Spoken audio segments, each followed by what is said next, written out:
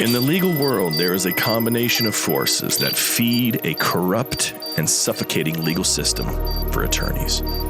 Law schools, law professionals, judges, and even the firms themselves for whom you work create a system, a matrix, if you will, that is nothing like what you thought when you passed the bar exam.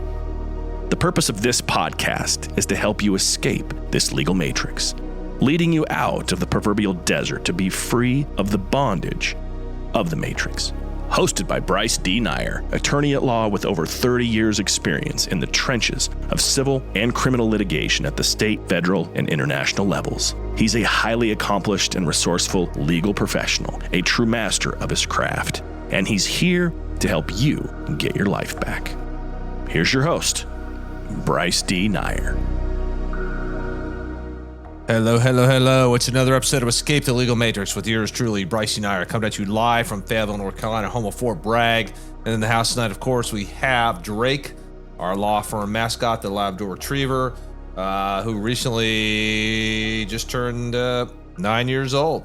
So he's on a roll. He's doing great. Loves going to the coast every weekend. Loves those long car rides, and mostly loves to eat. So we're going to talk about a subject tonight that I think it's kind of a good topic. Of course, I think all my topics I talk about are good, but I think this one's really important, and it's going to be a little bit serious, I guess. But then again, life can be serious sometimes, and we try and integrate some sort of humor with it. And here's the deal. Life is short, and you got to determine what really matters.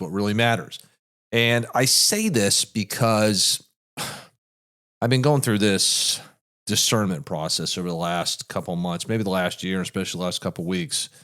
And as I get older each year, some things they're just not important.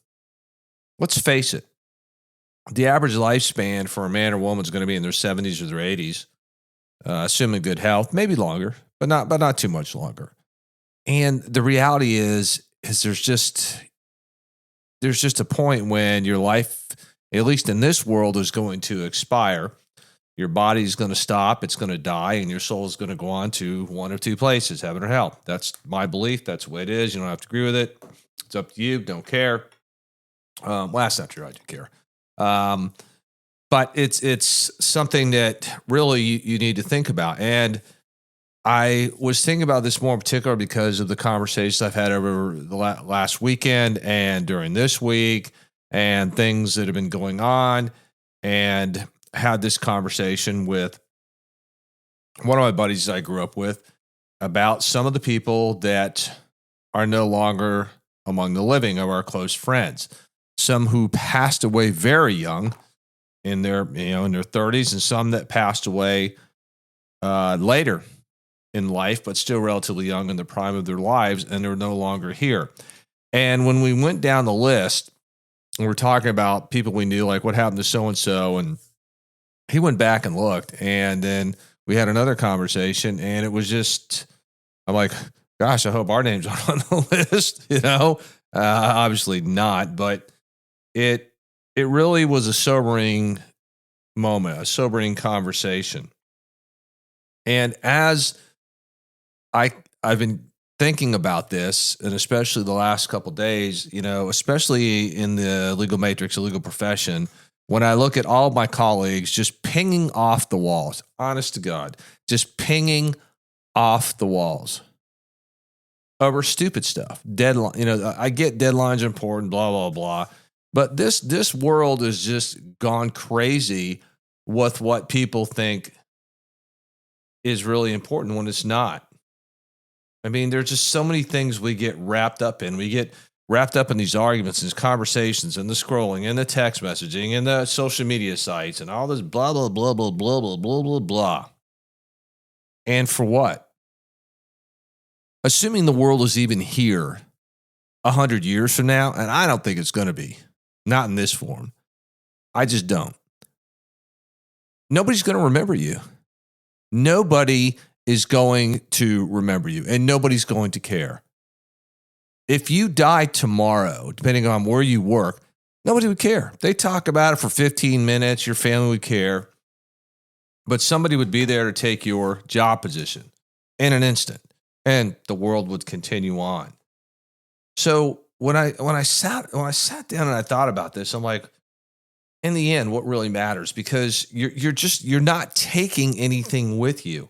You're not taking any money. You're not taking your 401ks. You're not taking your cars. You're not taking your worries. You're not taking your broken relationships. And then I began to wonder, I'm like, if I had to appear before Jesus and God right now today, I don't know what I would say. I wouldn't have any excuse for any sins I've ever committed in my life. I wouldn't have any excuse for all the stupid things I worried about. I just wouldn't have any excuse. And that got me on this process, this discernment of like, looking in the mirror, like, what am I doing? What am I doing with my life? What have I done with my life? Because life, when I thought about it, it is short. And it was more kind of remarkable when I do some of my marketing on some of the social media sites. And I like to listen to guest speakers and different topics, but there was one on one of the social media platforms where it talks about, hey, went from 18 to 55, and it was just in a blink of a moment. And you listen to some of the music from the 80s or whatever it is, and you're like, wow, I thought, wow, man, I went from age 16 to my age now, and it's just like, where did it go? Where did it go? And you think that, like when you're 16, like you think 30 is old. When you get to 30, I mean, that's young. You think, well, 50 is old. Then you get to 50 and you're like, 70 or 80. And it's just, and before you know it, you all these years have passed by and you just really don't have a long shelf life. Some of us shorter than others. And it really begs this question, like, what really matters? When I look at all the law students, they worry about, their grades or making law review. And you know what? I'm going to tell you, nobody cares. You law students, nobody cares. Nobody cares if you're on law review. It's irrelevant. Doesn't matter. It really doesn't. And the reality is nobody cares about your grades, except maybe you're clerking for some firms and they want some prestigious students, the top 1%, whatever the hell, okay? But the reality is, if you don't pass the bar exam, you're not going to go into a courtroom and you're not going to be licensed to practice law. You can do other stuff. So the only thing that matters is you graduate and you take the bar exam and you pass and you get sworn in, and then you go wherever or whatever you're going to do, state, federal, private, whatever you're going to do. But the reality is, I watch law students worry about all this crap that really doesn't matter. None of it matters. And you really don't just kind of discover that until really about your third year, your last year for you law students, and you're fed up and you're tired and you just want to get the hell out, graduate, take the bar, and just move on with your life. It's the same thing when you get into active practice. You think the end all is like all the retainer fees and stuff, and you're just sitting there chasing items like money, prestige, beach houses, all this stuff, until you find out one day, 30 years down the road, when your life's a train wreck, that none of that stuff really mattered. Or you find yourself laying in a bed and maybe you're terminally ill with cancer, leukemia, something devastating. And you ask yourself, what really matters? I'll bet your email account doesn't matter. I bet your text message responses don't matter. I'll bet the deadlines don't matter. So what is it that really matters to you? For me, it's redemption, repentance, salvation, because, I think a lot of us have faced death before, but I will tell you, when I had to take two people off life support, one whom I loved and really probably the one that got away, should have married. Second one was my sister. That was totally unexpected, and man, it was just it's sobering. It makes you stop and think that it could be you. I mean, there is no guarantee any of us are going to wake up tomorrow morning. There's not. And so we're all going through life and we're finding people, we're having breakups, feeling our life is over when we break up or we divorce or, blah, blah, blah. And I'm not saying all those things aren't painful, but in the end, what really matters? I mean, God's not going to be impressed by the number of clients you close, the number of retainer fees. He's just not. He's not. He's looking at our hearts. He's looking at what we're doing. I'm looking at my life. Where am I at? What am I doing right? What am I doing wrong? Am I walking the talk, or am I just being a big hypocrite? Again, what really matters? And I think a lot of people are walking around with their heads in the sand. It's just my impression. I don't know everybody. I don't want to be judgmental, but I'm just saying what I observe, what I hear people say, and what their priorities are. And I thought, man, one time I was kind of like that. I worried about everything. And now I look back and I'm like, what the hell was I worried about? It was stupid. When you look back at it, maybe at the time it seemed important, but it really wasn't. All the worry and all this, it didn't solve anything. It just wasted energy.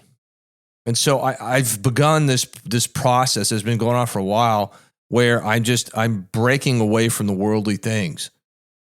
Like I was never greedy about this pursuit of money and everything. I wanted to have a successful business so I could hire people, give them jobs, pay bills, raise family, my son, all that, help people out. But I was just never into the greed portion of it. I'm not saying be stupid about it. Number two, there were other things that they're just not important. I see people just going crazy over Hollywood celebrities and following them and this and that and eating up every word they say. And most of the crap that the celebrities say, it's meaningless. It's stupid. And they don't know half the time what the hell they're talking about.